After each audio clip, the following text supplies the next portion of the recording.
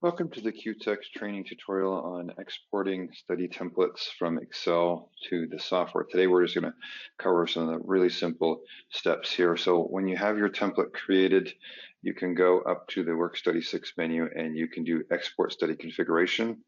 And when you do that, you're able to get the option to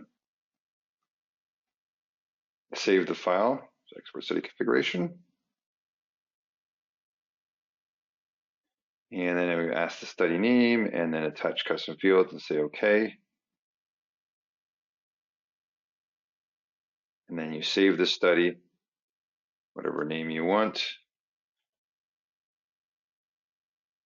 And then typically you could transfer the file using email, or you could transfer it using Dropbox, Google Drive. And so I'm going to show you the email option here. So if I was to take the file, WSX file I just saved, and attach it to an email and send it to myself, show guide here. So I've attached the study file.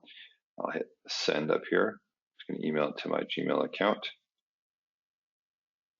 And then when I go over to my email on my device, so it could be your tablet or smartphone, when you open up your email, you find that email and you'll see that there's a WSX file. You can click on that. So we're going to do that now. And it's